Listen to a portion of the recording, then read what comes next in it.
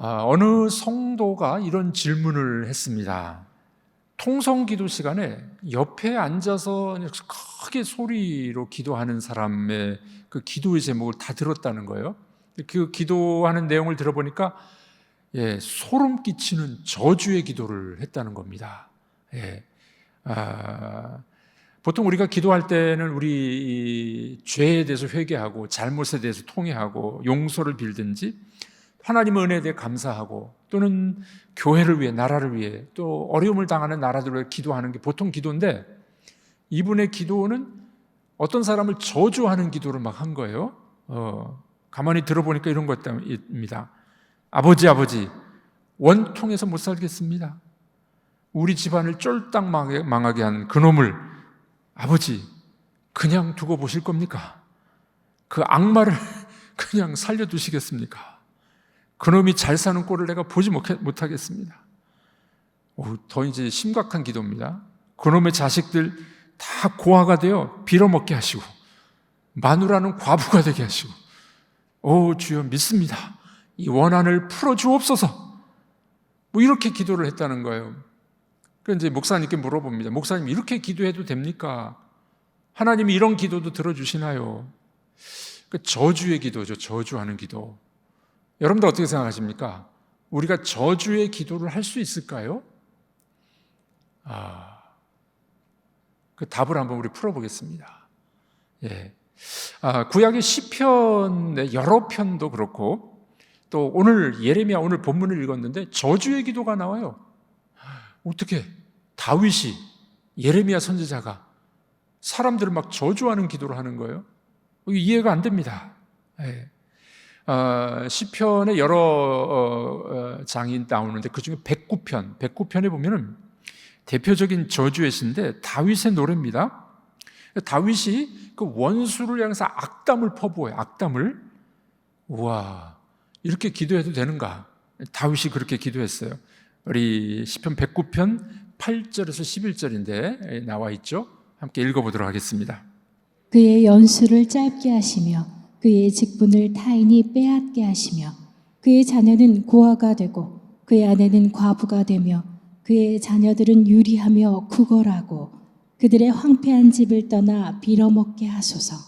고리대금하는 자가 그의 소유를 다 빼앗게 하시며 그가 수고한 것을 낯선 사람이 탈취하게 하시며 그의 연수를 짧게 하시며 무슨 말입니까? 빨리 죽게, 하나님 그 원수 빨리 죽게 해주세요. 직분도 빼앗기게 하고 자녀들은 고아가 되게 하시고 구걸하고 빌어먹게 하시고 고리대금 업자가 그 소유를 다 빼앗게 하시며 다 탈취당하게 하소서. 다윗이 원수들을 저주하는 기도입니다. 이와 유사한 이 저주의 시편, 저주의 기도가 시편에는 곳곳에 나옵니다. 심지어 오늘 본문 우리가 읽으신 예레미야서 보면 예레미야 선지자, 눈물의 선지자, 이 남유다를 위해서 그렇게 눈물을 흘리고 예언했던 예레미야가 저주의 기도를 하고 있어요. 와, 자, 우리 이걸 어떻게 해석해야 될까요? 참 당혹스럽습니다. 우리가 이제 예수님 믿고 조금 성경을 알면은 어떻게 생각합니까? 예수님은 원수라도 사랑하라고 말씀하셨는데, 그렇죠? 너희 원수를 사랑하고 너희 박해하는 자를 위하여 기도하라. 근데 이건 뭡니까? 구약은 어떻게 된 겁니까? 고민입니다. 예수님이 십자가 돌아가실 때도 어떻게 돌아가셨나요? 아버지 저들을 사하여 주옵소서. 용서하시고 돌아가셨어요. 바울 사도는 이 예수님의 정신을 이어받았죠. 그래서 어떻게 가르쳤습니까? 사랑하는 성도 여러분, 원수를 갚지 말고 그 일은 하나님의 진노하심에 맡기셔야 됩니다. 원수는 우리가 갚는 게 아니라 하나님의 손에 맡겨야 된다. 이렇게 가르쳤습니다. 자, 그러면 신약 성경은 분명하죠. 신약은 원수 갚지 말고 오히려 원수를 축복하고 용서하고 그들을 축복해 주라고 그렇게 가르치고 있습니다. 그럼 구약을 보면은 원수를 막 저주하는 기도가 나와요. 이거 어떻게 받아들여야 될까요? 딜레마입니다. 딜레마. 자, 이 저주의 시편이나 오늘 예레미야서의 저주의 내용은 하나의 기도로 보셔야 돼요.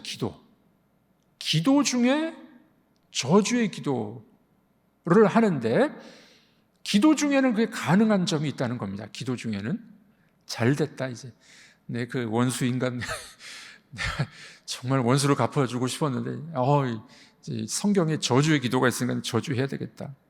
조금 더 들어보셔야 돼요. 저주의 기도 가능해요. 가능해. 네. 자, 그런데 기도 중에 저주하는 기도는 두 가지 의미가 담겨 있어요. 두 가지 의미. 첫 번째는 우리가 그 원수에 대해서 저주하는 마음을 아주 정직한 우리의 심정이라는 겁니다. 정직한 심정. 그래서 정직한 마음으로 감정을 그대로 하나님 앞에 토로하는 거죠. 하나님 앞에 감정을 숨기지 말라는 거예요. 하나님 앞에서는. 여러분들 원수를 만났을 때, 억울한 일을 당하고 원수를 만났을 때 포장하지 말고 하나님 앞에서는 그대로 토로해도 괜찮다는 거예요. 우리 하나님은 어떤 기도라도 다 들어주시는 분이기 때문에 그렇습니다. 자, 여러분들 하나님 앞에서조차도 내 감정을 숨기는 거예요. 내가 그냥 그 인간 정말 미워 죽겠고 힘들어 죽겠는데 하나님 앞에서 내 이 감정을 포장하는 거예요. 포장. 그리고 믿음 좋은 것처럼 뭐 믿음 좋은 것처럼 막 기도해. 그럼 뭡니까? 하나님 앞에서도 가면을 쓰는 거예요. 가면을. 하나님이 그런 기도를 원치 않는다는 겁니다. 우리를 개방하지 않고 거짓에 숨겨가지고 그렇게 기도를 하면은 아무 변화가 일어나지 않는다는 거예요. 그러니까 하나님 앞에서는 우리의 감정을 그대로 드러낼 필요가 있다는 것입니다. 여러분들 자신을 억울하게 한 사람에 대한 증오가 사무칠 때 그대로 드러내는 정직한 기도. 다윗이 그렇게 기도했잖아요. 하나님 그 인간 그냥 고아가 되게 하시고 다 멸하게 하시고 다 쏟아놓는 거예요. 하나님 앞에. 하나님 앞에는 뭐라고요? 쏟아놓아도 돼. 쏟아놓아도 된다는 거예요. 또 심지어는 하나님의 처사가 부당하게 느껴지는 경우가 있어요. 하나님의 처사가. 하나님은 너무하지 않습니까? 우리 가정에 계속 고난과 어려움을 주시는 거 이건 너무하지 않습니까? 왜 내 남편을 또는 내 아들을 먼저 데려가셨나요? 하나님한테 억울하고 부당한 생각이 들 때도 있다는 겁니다. 하나님 앞에 따질 수도 있어요. 언제요? 기도할 때. 기도할 때는 따지고 항의할 수 있다는 겁니다. 우리에게 의문과 의혹이 들 때 그대로 쏟아놓을 수 있어야 합니다. 그것을 불경하다, 불신앙이다 이렇게 생각하지 말라는 겁니다.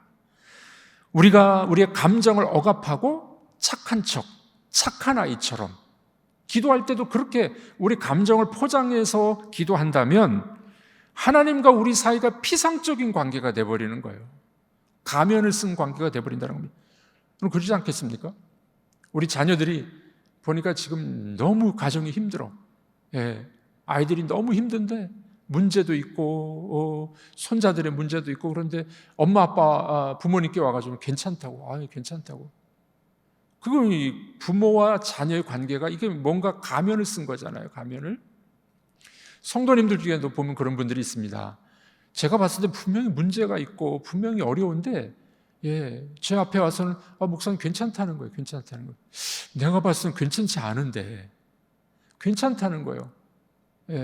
믿음이 좋은 것처럼 보이려고. 그 가면이에요. 가면.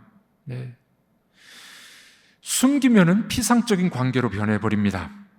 마음 깊은 곳에 하나님에 대한 분노가 축적되어가지고 나중에 믿음까지 죽게 된다는 거예요. 믿음까지 죽게 돼요. 그런 어려움을 겪게 된다는 겁니다.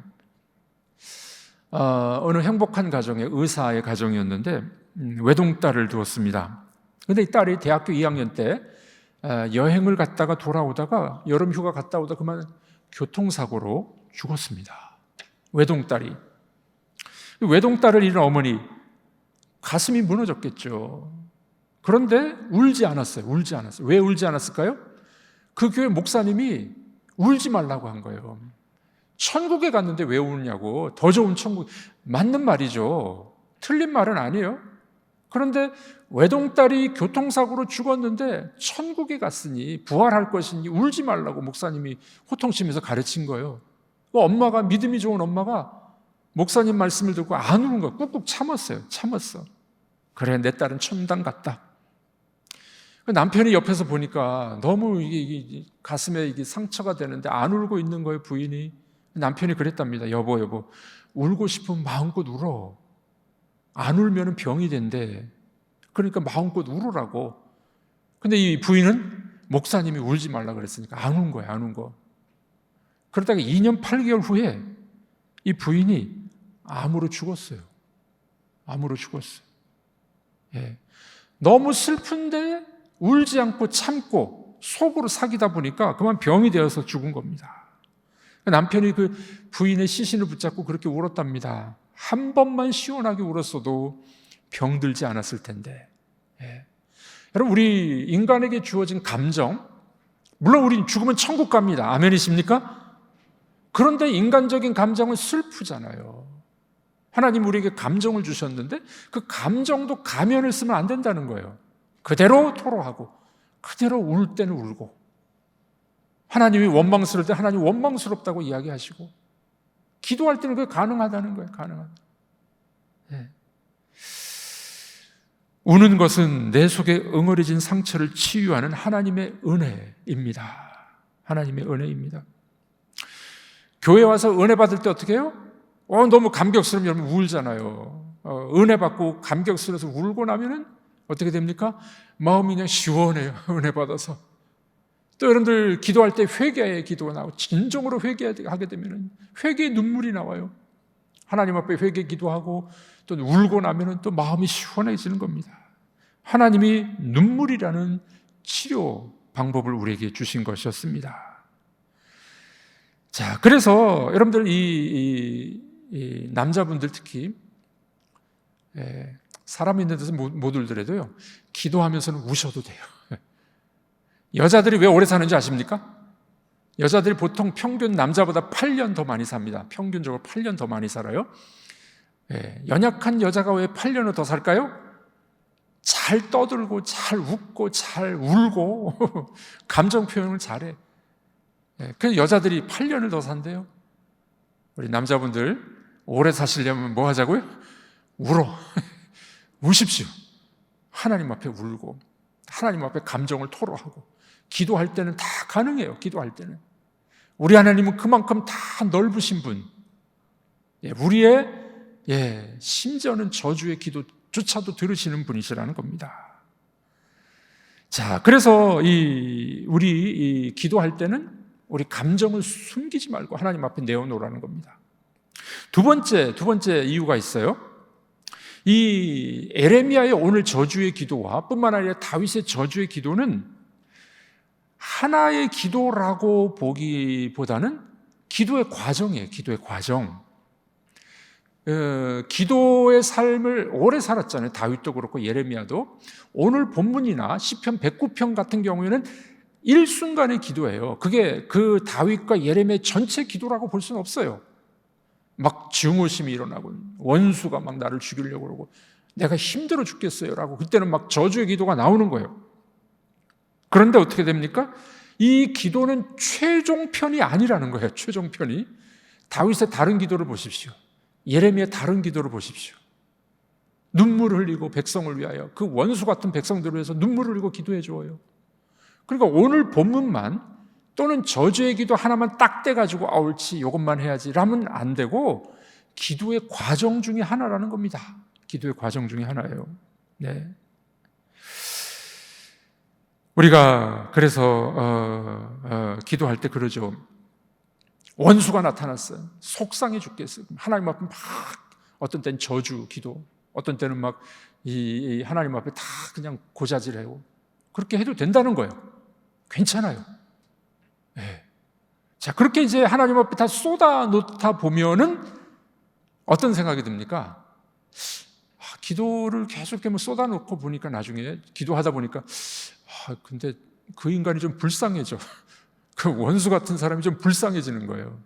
여러분들, 정말 기도하는 사람은 저주의 기도를 하다가, 불평의 기도를, 원망의 기도를 하다가 기도하다 보면은 불쌍한 마음이 드는 겁니다.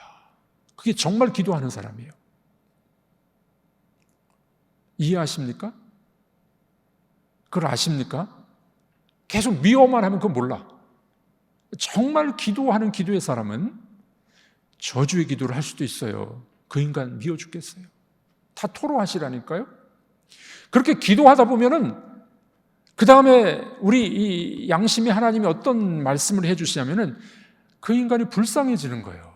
그 사람이 불쌍해져. 여기까지 나가야 돼요. 여기까지 나가면 안 됩니다. 더 한 단계 더 나가야 돼요. 그 다음 단계가 뭡니까? 그 사람을, 원수 같은 사람을 축복해주는 기도까지 나가야 됩니다. 와, 이게 복음의 비밀입니다. 복음의 비밀. 예수 믿는 사람만 할 수 있는 거예요. 예수 안 믿는 사람은 어떻습니까? 계속 미워해. 미워하고 그 인간이 미워 죽겠어. 말도 안 해. 말 안 하면 되지 뭐. 예수 안 믿는 사람들은 그래요. 그런데 정말 기도하는 사람은 그 인간 미워 죽겠어요. 하나님, 나 왜 이렇게 힘들게 하는지 모르겠어요. 왜 이런 고난을 주십니까? 그렇게 기도하다 보면은 그 다음에 불쌍한 마음이 드는 거예요. 하나님, 제가 이건 아니군요. 불쌍한 마음이 들어서 긍휼히 여겨주는 거예요. 그러고 난 다음에는 원수라도 축복해주는 기도가 된다는 겁니다.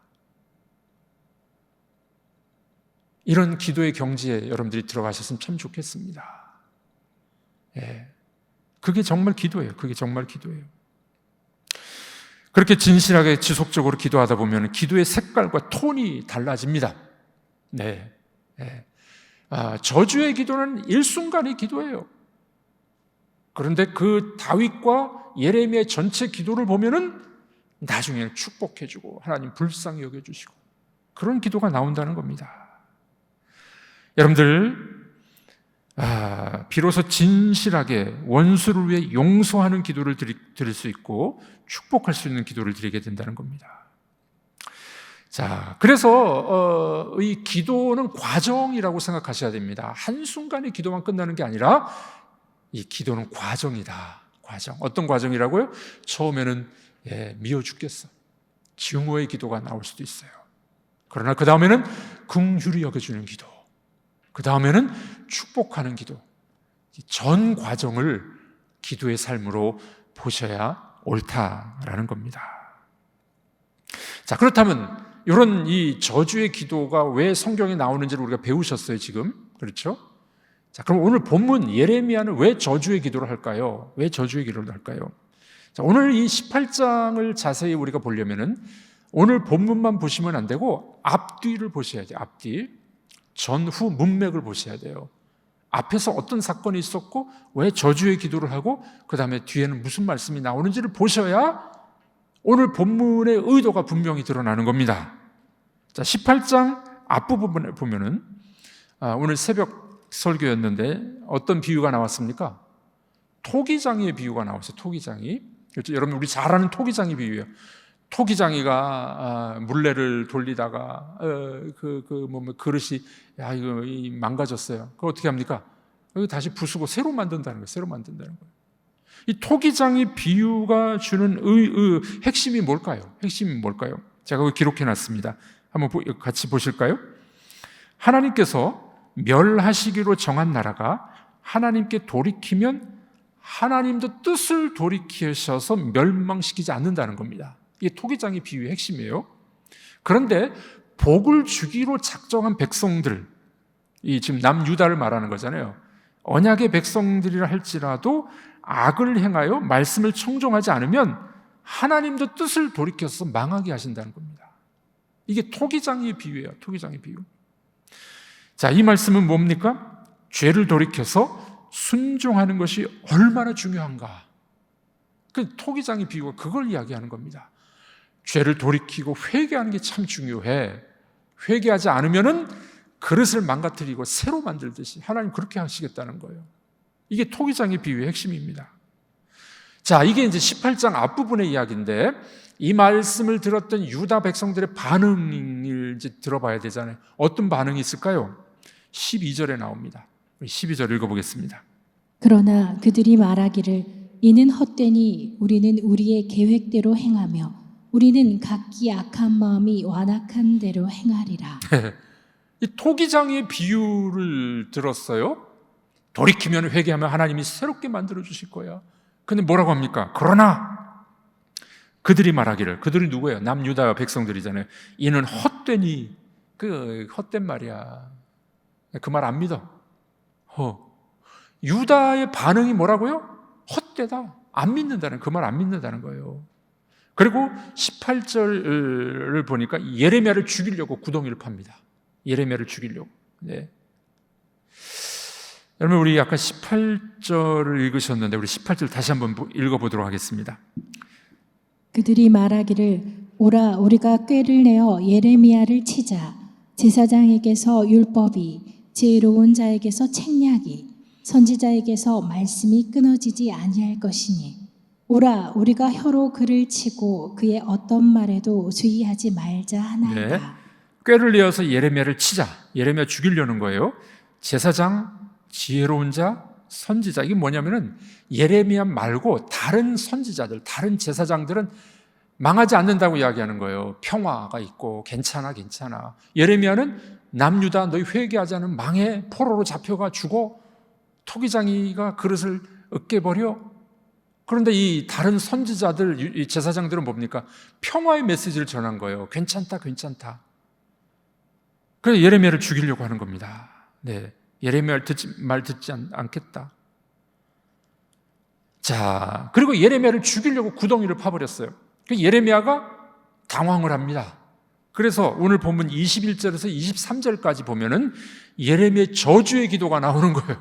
그래서 예레미야의 저주의 기도가 나오는 겁니다. 예레미야가 열받은 거예요. 지금 내가 그렇게 눈물로 그렇게 호소하고 지금 18장까지 내가 이렇게 하나님의 말씀을 전하고 이렇게 내가 고생을 하는데 나를 죽이려고 그래? 이놈들 저주받아라. 그럼 기도하는 겁니다. 그 내용이 뭡니까? 기근, 칼에 넘어지고 자녀를 잃고 과부가 될 것이고 죽음을 당하게 될 거야. 예레미야가 막 그렇게 저주의 기도를 하는 거예요. 근데 여러분들 솔직히 이 예레미야의 말을 들어보니까 속이 좀 시원하지 않습니까? 이 나쁜 놈들 그냥 다 죽어야 돼. 아유, 그냥 이렇게 지긋지긋하게 말을 안 들어. 내가 그냥 이 예레미야의 이 이야기를 들어보면 속이 시원해. 우리도 그런 마음이 있으니까 이 인간들 말을 진짜 안 듣네. 내가 진짜 우리 어머니 말씀처럼 소리 안 나는 총이 있으면 그냥 우리 어머니는 소리 안 나는 총이 있는 줄 모르셨던 것 같아요. 예레미야의 그 솔직한 심정이에요. 자기를 죽이려고 막 달려드니까. 그래서 기도를 한 겁니다. 자, 그렇다면 우리들도 이런 기도를 해도 되지 않을까요? 해도 된다는 거예요. 속상한 것들, 원수 같은 것들 하나님 앞에는 다 토로하세요. 하나님 앞에. 그래야 여러분들이 치료가 됩니다. 되게 MBTI I로 시작되는 분들, 내성적인 분들, 외향적인 분들은 이렇게 다 툭툭 이야기해버리니까 별로 쌓이는 게 별로 없어요. 근데 저처럼 내향적인 사람들은 이게 참는 것도 미덕인데 너무 참다 보면 뭐가 됩니까? 한이 되고 그냥 병이 되고. 제가 그렇다는 말이 아니에요. 오해하지 마시고. 그래서 그게 이제 오래되면 이제 스트레스 때문에 암이 되기도 하고 그런 경우들이 있단 말이죠. 그러니까 내향적인 품는 성격을 가진 분은 대단히 좋은 거예요. 하나님이 좋은 성품을 주신 거예요. 외향적인 게 나쁘다는 말이 아닙니다. 그대로 다 좋은 성품인데 너무 품지 말고 풀어놓으셔야 돼. 누구한테? 사람한테 하지 말고 하나님께 그냥 다 풀어놓으시라는 거예요. 그럼 속이 시원하잖아요. 하나님은 어떤 말씀이라도 들으신 분이기 때문에 그렇습니다. 네. 그 예레미야나 시편 기자는 스스로 원수를 갚지 않고 하나님 앞에 맡기는 거예요. 하나님 앞에 보복해달라고. 심판과 원수 갚는 것은 하나님께 있습니다. 분노는 정당한 감정입니다. 하나님이 우리에게 분노의 마음으로 정당한 감정이에요. 적절한 분노는 표현돼야 됩니다. 그런 말이 있어요. 표현된 분노는 카타르시스다. 울어버렸을 때 마음이 시원하듯이 하나님 앞에 우리가 울면서 토로한 기도 카타르시스가 돼가지고 우리 마음이 시원해지는 겁니다. 분노에 찬 기도자가 스스로 원수에게 복수하지 않겠다라는 겁니다. 그러니까 하나님 앞에 이런 기도 안 하고 이 인간 내가 원수를 갚아야 되겠다. 미워 죽겠어 내가. 아니야. 악수도 안 하고 그냥 내가 두고 보자. 그건 믿음이 아니라는 거예요. 그러지 말고 하나님 앞에 기도로 다 풀으라는 겁니다. 이때 아멘 하셔야 되는데 하나님 앞에 기도로 다 풀어버리라는 거예요. 이게 믿음이에요. 이게 믿음이에요. 분노에 찬 기도는 스스로 원수에게 복수하지 않겠다. 심판은 하나님 앞에 맡기겠다. 라는 믿음입니다. 그러니까 분노의 기도도 정당할 수 있다는 겁니다. 그러면 이 저주의 기도가 주는 유익 뭐가 있을까요? 말씀드렸습니다마는 저주의 기도는 근본적으로 원수 갚음이 하나님께 있음을 믿는 겁니다. 여러분들 이 히브리 단어 중에 복수하다, 원수를 갚다라는 그 단어는 구원하다라는 의미도 함께 있습니다. 원수 갚다, 복수하다라는 단어가 또 다른 의미는 구원하다라는 의미도 있어요. 그러니까 복수와 원수 갚음과 구원은 같은 단어, 같은 말을 포괄하는 겁니다. 우리말에도 그 좋은 단어가 있습니다. 어떤 단어냐면 신원, 하나님 신원해 주옵소서. 하나님 원수도 갚아주시고 구원도 해주세요. 하나님 신원해 주세요. 네, 제가 한자로 거기 써놨죠? 네. 하나님이 원통함을 풀어주시는 것은 하나님이 원수를 심판하시는 것이고 원수를 심판함을 통해 나를 구원해 주시는 거예요. 그러므로 여러분들 우리가 하나님 앞에 분노의 기도할 수 있어요. 그런데 하나님 앞에만 하시길 바랍니다. 사람에게 하지 말고. 대개 문제는 어디서 발생하느냐? 사람에게 자꾸 하는 거예요. 이 사람, 그 사람 그렇고 저 사람 저렇고 사람에게 자꾸 이야기하다 보니까 그게 문제가 커져버리는 거죠. 하나님 앞에 기도할 때 구원과 심판이 동시에 일어납니다. 신원해 주십니다. 이게 성도의 기도라는 겁니다. 그리스 신화에 미다스의 손이라는 신화가 있습니다. 미다스. 이 미다스는 왕인데 황금을 너무 좋아하는 왕이었습니다. 그래서 자기가 이 미다스 왕이 손을 대는 것마다 다 황금으로 다 변했어요. 우와, 너무 좋겠죠? 매우 탐욕스러웠던 미다스 왕은 엄청난 재산을 갖고 있었음에도 불구하고 술의 신이었던 디오니소스 신에게 구합니다. 자기가 손을 대는 것마다 다 금이 되도록 해달라고. 그런데 디오니소스가 이 술의 신이거든요. 술을 취해가지고 취한 상태에서 소원을 들어줘요. 그리스 신화니까 신화요. 그래서 미다스는 황금의 손이 된 겁니다. 만지는 것마다 다 황금으로 변하는 겁니다. 정원수를 만지면 나무도 금이 돼버리고 조각물을 만지면 조각물도 금이 돼버리고 만지는 것마다 다 금이 돼버렸어요. 너무 기뻤겠죠. 그런데 예상치 못한 일이 벌어졌습니다. 만지기만 하면 다 금이 돼버렸기 때문에 물을 마시려고 했더니 어떻게 물이 저는 마셨는데 금이 되어서 못 마신 거예요. 음식을 못 먹네. 또 문제가 생겼습니다. 사랑하는 딸이 막 달려왔어요. 엉겁길에 안아줬습니다. 딸이 금이 돼버렸어요.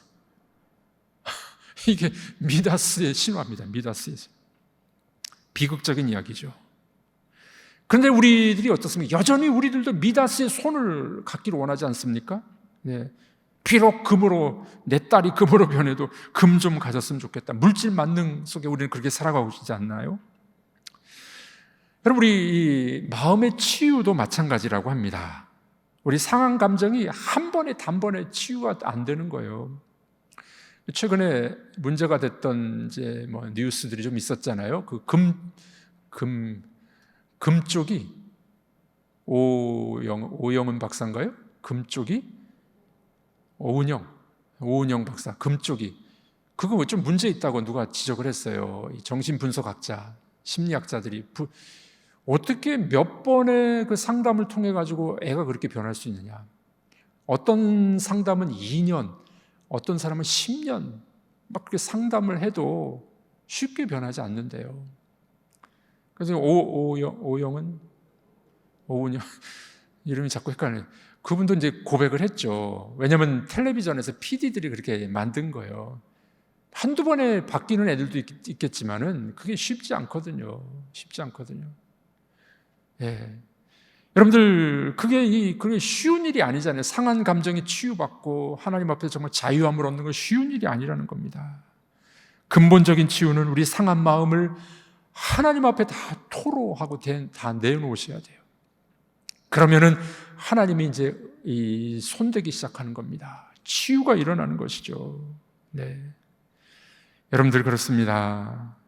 우리가 사람에게 저주의 말을 하는 것은 안 돼요. 사람에게 다 토로하는 것은 안 돼요. 심지어 목사에게도 여러분들 너무 치부가 있는 걸 다 드러내면요, 그 교인이 교회를 떠나더라고요. 인간인지라 보면은 그때는 목사님 앞에 토로했는데 나중에 보니까 너무 미안해. 너무 이제 얼굴 체면이 안 서.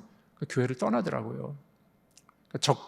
인간에게는, 심지어 목사에게도 적정한 수준에서 이야기를 하셔야 돼요. 그런데 하나님 앞에는 다 토로하십시오. 하나님 앞에는 여러분들의 슬픔, 여러분들의 문제, 고민, 원수 같은 사람 다 토로하세요. 그러나 기도하다 보면은 그 다음에 어떻게 해요? 불쌍히 여기는 마음이 생기고, 하나님 긍휼히 여겨 주옵소서. 그리고 심지어는 원수까지라도 사랑하는 기도를 할 수 있게 될 줄로 믿습니다. 이게 믿음입니다. 이게 믿음이에요. 여러분, 이런 믿음을 가지셔서 여러분들의 상한 감정과 여러분들의 문제들과 원수 같은 일들이 주 안에서 해결받는 여러분들이 되기를 주의 이름으로 축복합니다. 저주의 기도 가능합니다. 저주하려고 저주의 기도가 아니라 감정을 토로하기 위해서, 그러다 보면 불쌍히 여겨지고, 그러다 보면 원수까지라도 축복해주는 그런 믿음의 사람이 될 줄로 믿습니다. 이런 기도, 이런 은혜 여러분들에게 충만하기를 주의 이름으로 축복합니다.